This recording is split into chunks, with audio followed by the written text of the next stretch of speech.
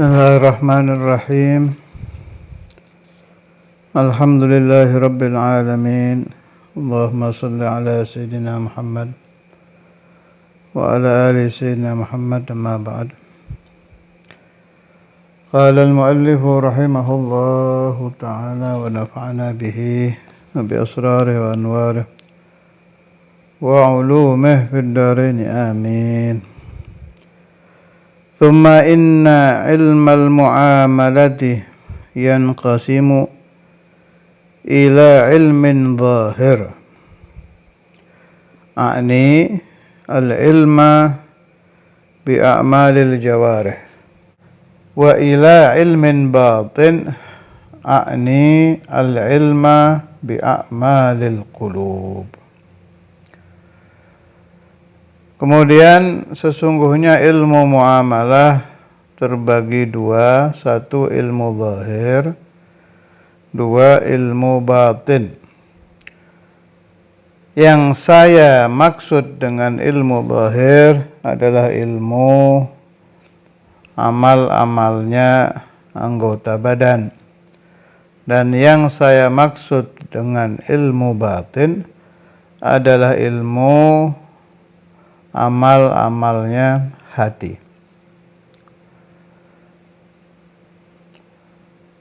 Wal jari 'alal jawarih imma 'adatun wa imma ibadah. Yang berlaku di anggota badan kalau tidak adat ya ibadah. Naam, sebagaimana sudah kita pahami, tapi adat bisa dirubah menjadi ibadah idza saluhatin niyyah. Lakin idza nawa bi aklihil quwa li ta'atillahi lahu ma qad nawa. Di Zubad diterangkan tidur itu udah kebiasaan harian.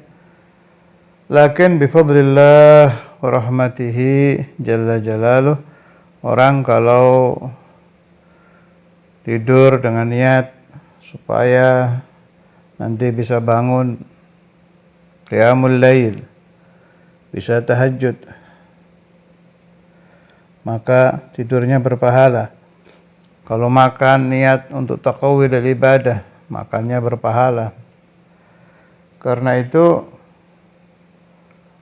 memperbaharui niat dianjurkan oleh ulama. Apapun yang akan kita kerjakan. Wa 'allamana masyayikhuna, guru-guru kami mengajarkan, ada juga untuk memperbanyak pahala itu niat yang dilakukan untuk seumur hidup. Sudah sering saya utarakan itu. Saya niat thalabul ilmi madumtu hayya, selama saya hidup. Apa saja. Tapi selain niat yang untuk seumur hidup itu, memperbaharui niat harian, dan setiap kita akan mengerjakan sesuatu ya ahsan, aula wa ahsan. Anda kedatangan tamu,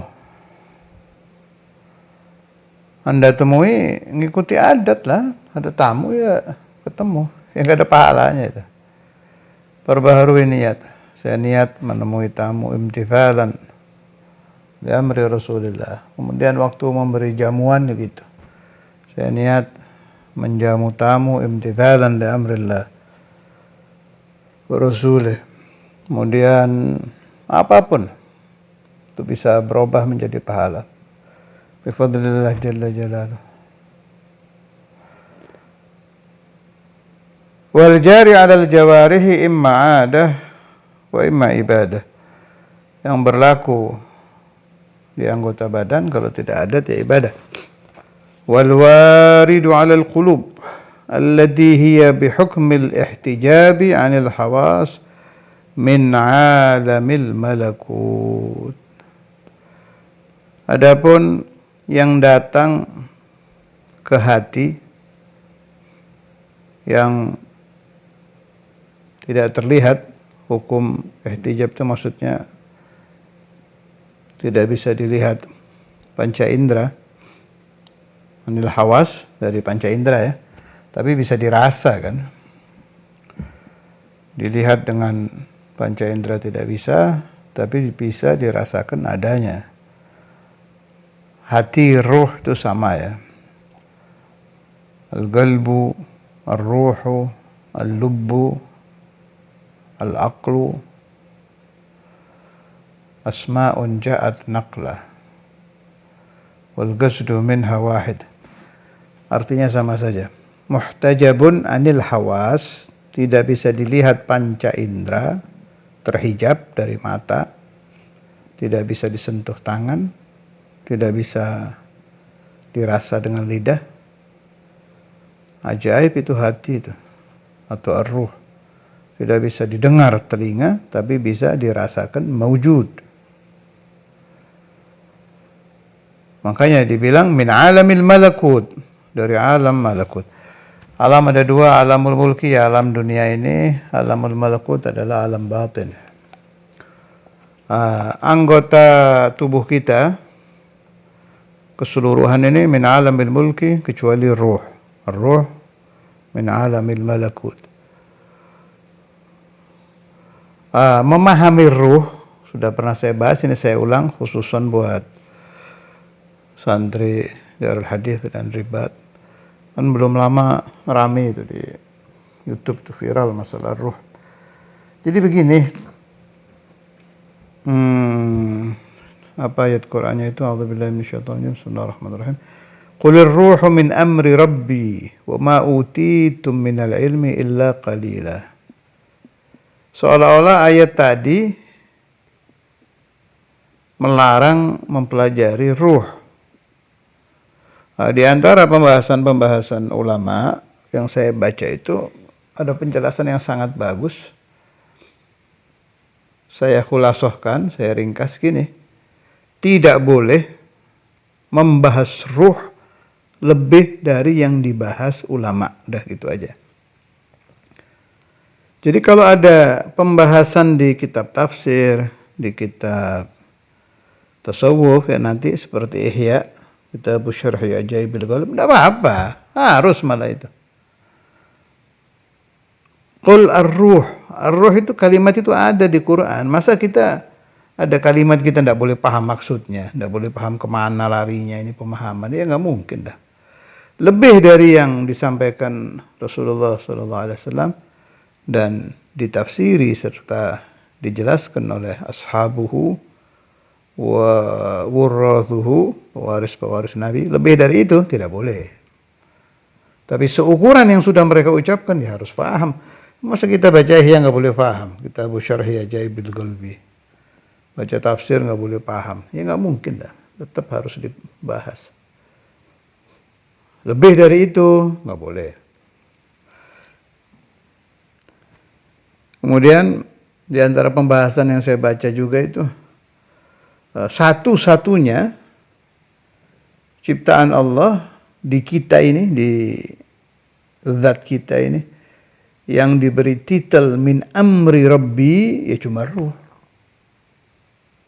Nggak ada ayatnya. Qul al-yadu min amri rabbi. Qul ar-ra'su min amri rabbi. Qul al-jasadu min amri rabbi, nggak ada. Qul ar-ruhu min amri rabbi. Dari urusan Tuhanku. Karena itu pernah juga saya dengar pembahasan salah satu ilmu yang sampai saat ini belum tuntas pembahasannya ya masalah ruh. Itu baik ulama agama atau peneliti-peneliti yang bukan dari agama. Dalam itu. Allah, ciptaan Allah yang luar biasa itu. Akalnya sama ya, akal ruh. Jadi kalau kita baca kitabnya ulama kita, ulama Islam, itu istilah ruh qalb sama. Nah, kalau kita baca pembahasan di luar Islam ya jelas beda. Ruh dengan akal di luar itu dibedakan. Tapi kalau di kitab-kitab ulama ar-ruh, al-aql, al-qalb, al-lub, syai' wahid. Maknanya satu. Karena itu yang harus selalu dibersihkan setiap hari dengan sholat 5 waktu adalah ar-ruh, al-qalb, sayang, 1000 sayang. Murid-murid Nabi Muhammad SAW, ya kita ini, talamidi Rasulullah. Awalu talamidin Nabi as-sahabah, thumma tabi'in, thumma tabi'ut tabi'in, ila zamanina, ya kita ini. Sayang begitu di zaman kita, jarang dari kita yang berhasil mandi dengan sholat 5 waktu.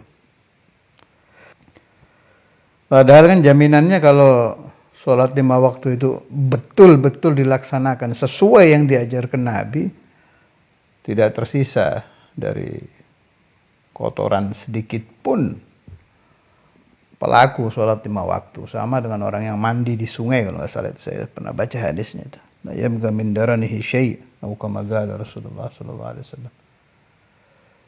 Walidzalika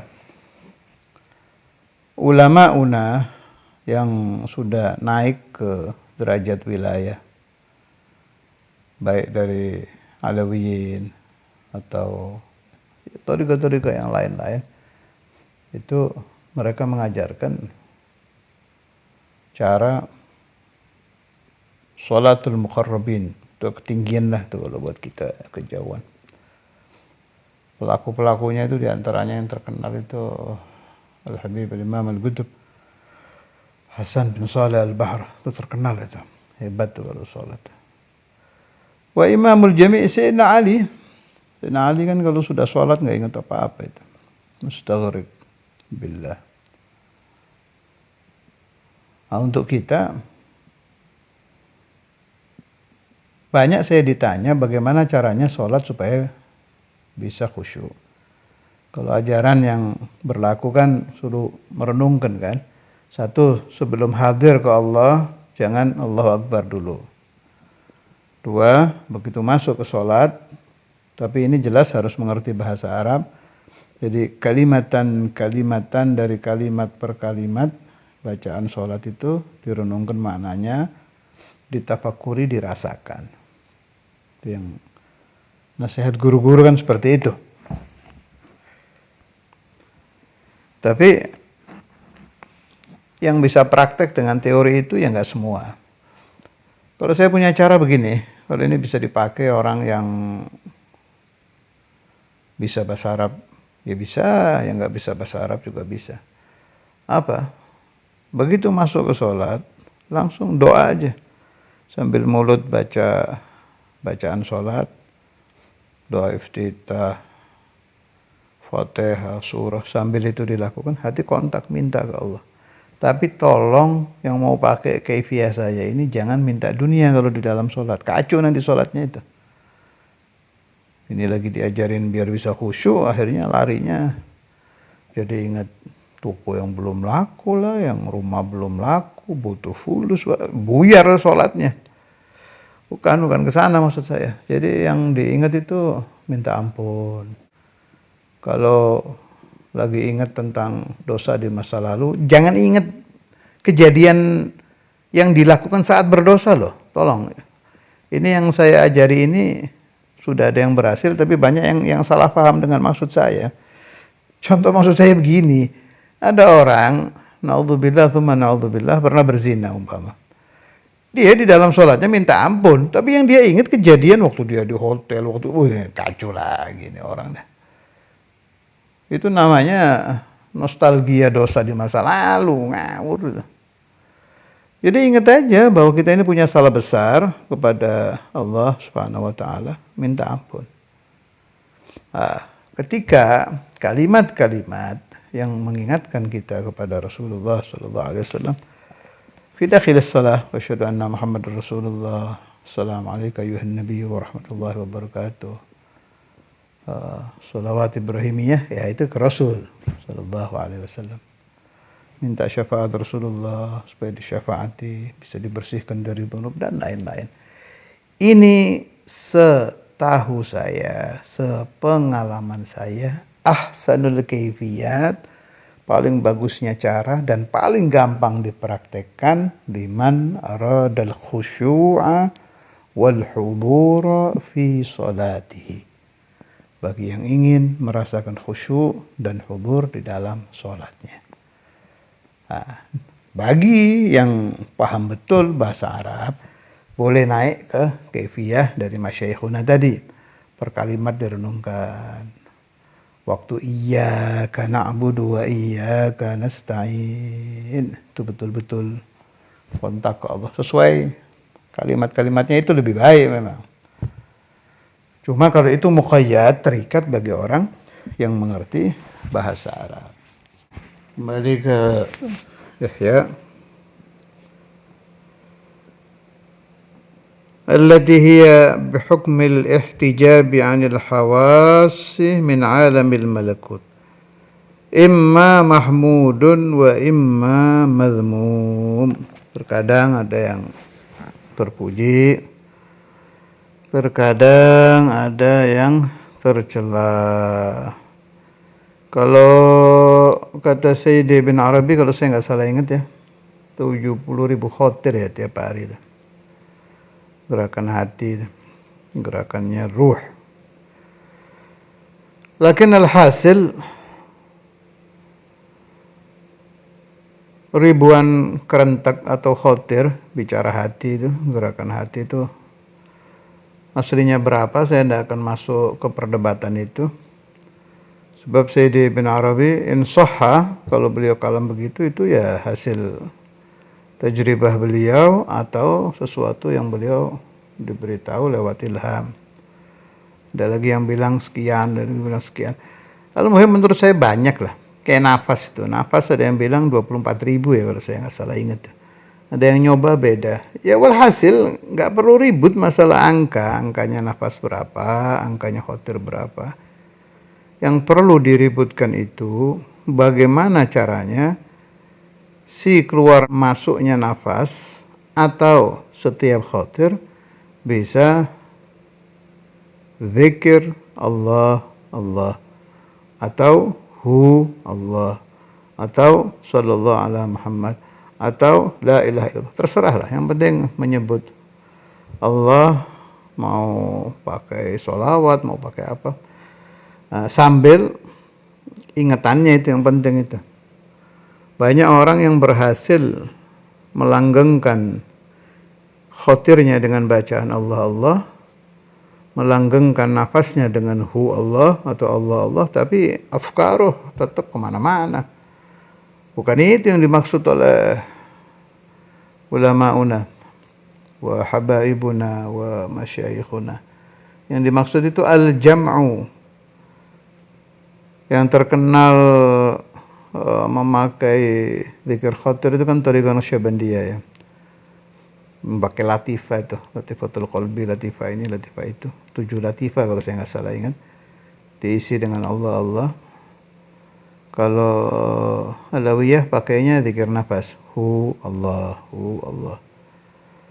Dan yang saya dapat keterangan dari guru-guru itu, ke Khalil Bangkalan juga ada ijazah zikir nafas. Alhamdulillah saya ada isnadnya.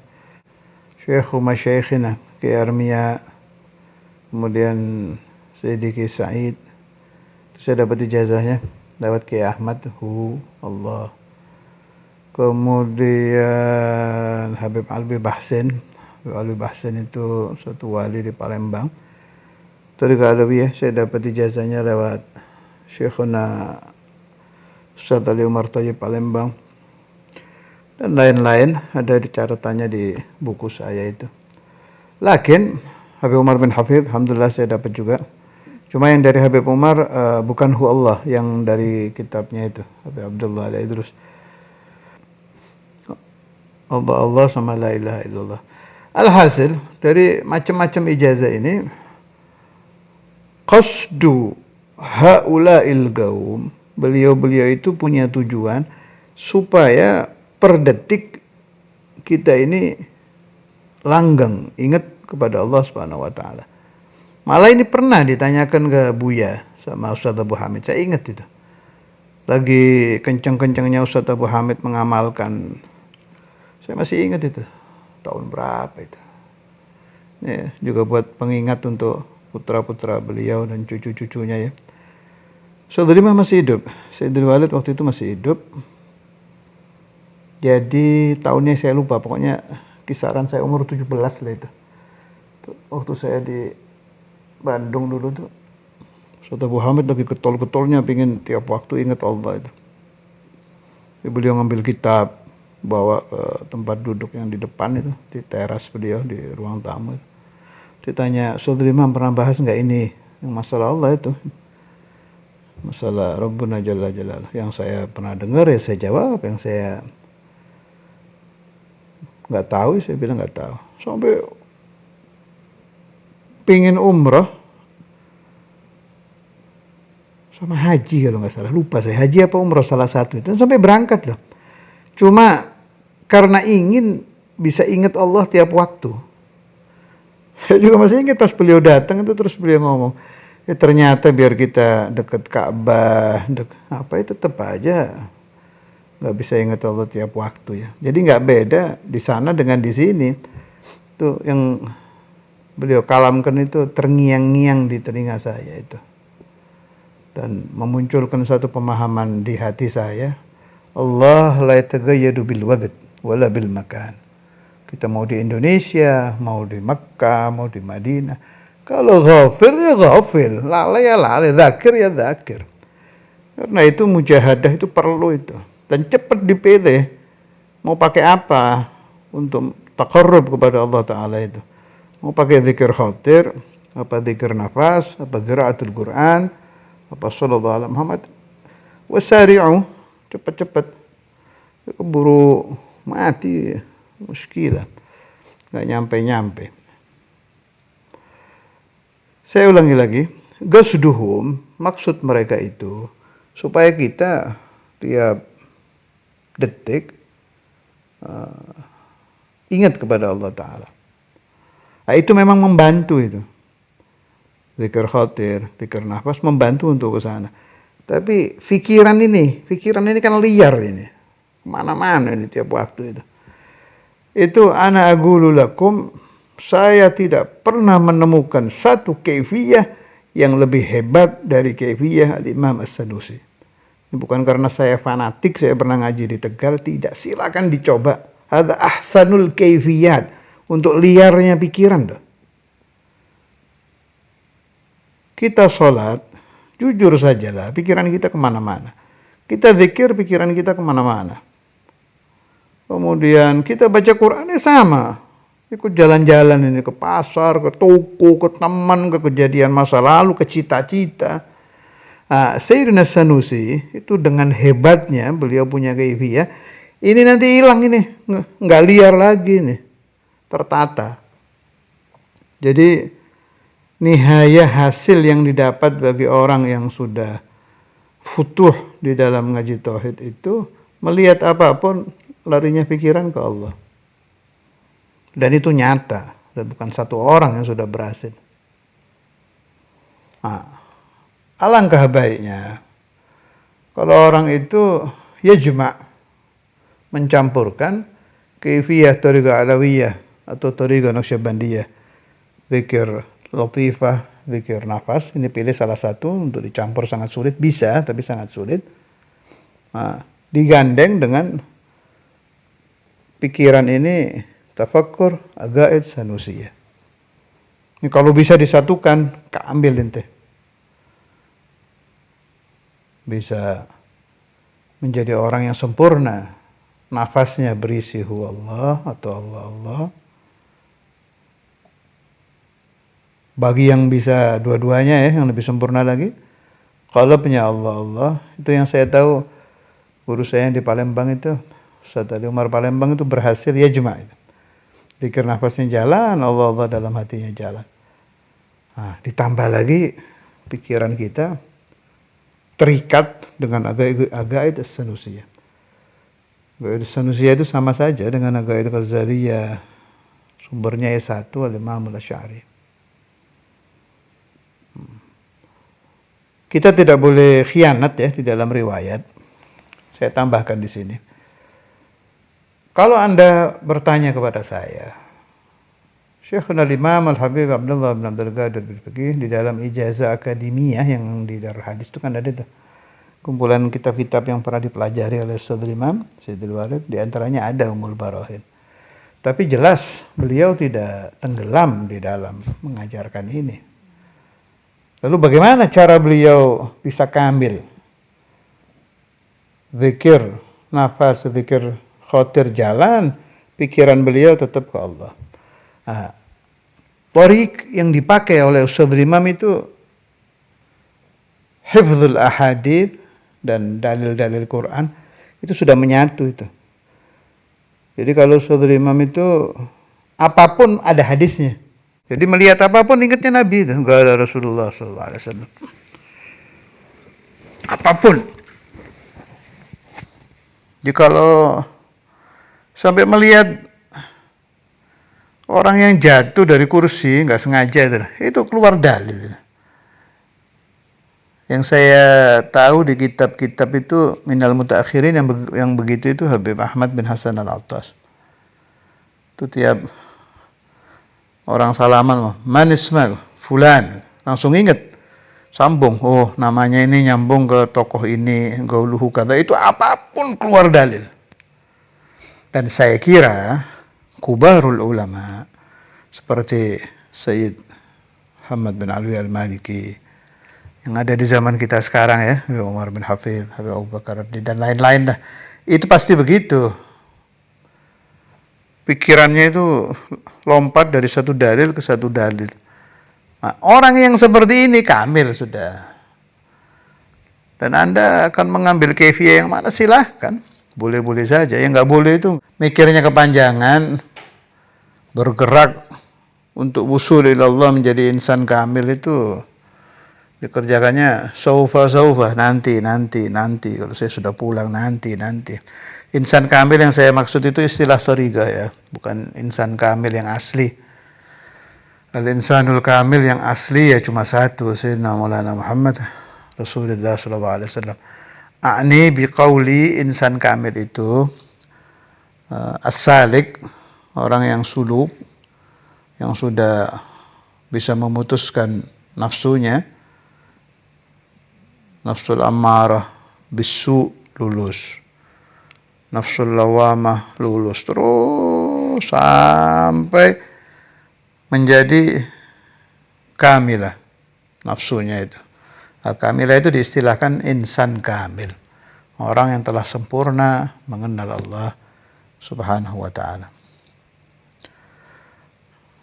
Tambahan lagi, orang yang seperti almarhum Syekhuna Mu'alim Abdul Mu'id, itu kan hidupnya mutola'ah, itu baca kitab terus. Itu sudah terjadi yang seperti saya omongkan tadi itu.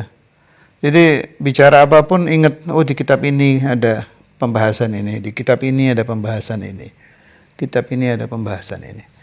Nah, tapi orang yang mau memakai kaifiyah Ustadz Imam, kaifiyahnya Mu'alim Mu'id dan lain-lain itu, Bukhawahid yang Mutala'atul Kutub itu sudah nggak dipaksa-paksa lagi, yang sudah jadi jati dirinya, hidupnya memang senang baca kitab, itu bisa pakai itu. Itu pikirannya itu nggak pernah liar lagi. Satu lagi, ada yang di luar yang saya bahas tadi semua itu, orang yang a'anahullah. Nah, cuma ini kan nggak bisa dipelajari ya. Terserah Allah itu. Ada orang memang pikirannya selalu dibuat ingat kepada Allah. Itu ada memang. Bukan majdzub, bukan. Saya nggak bicara majadzib ini. Jadi karena orang ini serius, dia puasa sunnah, dawamul wudu, kemudian yusalli ala nabi katsir, salat sunnah sampai 100 rakaat, terus ibadah-ibadah itu dikerjakan semua. Biasanya a'anahullah. Gerakan pikirannya itu kayak diarahkan sama Allah Ta'ala selalu tafakur kepada hal-hal yang yanfa'uhu li akhiratih. Itu memang ada. Memang ada. Tapi itu kalau bahasa saya mauhibah. Pemberian Allah Subhanahu wa Ta'ala bagi orang yang ingin mendekat kepada Allah Ta'ala. Yang bagus kita pakai cara-cara normal, ambil ijazah zikir nafas. Sudah saya kasih kan. Silahkan siapa yang mau mengamalkan. Ambil ijazah itu sambil ibadah-ibadah zahir dijalankan. Bagi yang mau ngaji tauhid, bagus. Silahkan pelajari ilmu tauhid. Yang cukup tidak mau ngaji tauhid di mana-mana, mencukupkan dengan di Darul Hadis, ya silahkan, tapi pakai kaifiyah tadi itu. Kaifiyah guru-guru saya yang lain, berbanyak muthala'ah kitab sambil tatlubun ma'unah minallahi azza wa jal. Allah yu'inuni wa iyyakum min sami'i hadzal kalam. Semuanya mudah-mudahan bifadlillah menjadi mugarrabin, maftuhin, dzakirin, mahfudhin, ملطوفين على الدوام وصلى الله على سيدنا مولانا محمد وعلى آله وصحبه وسلم الحمد لله رب العالمين.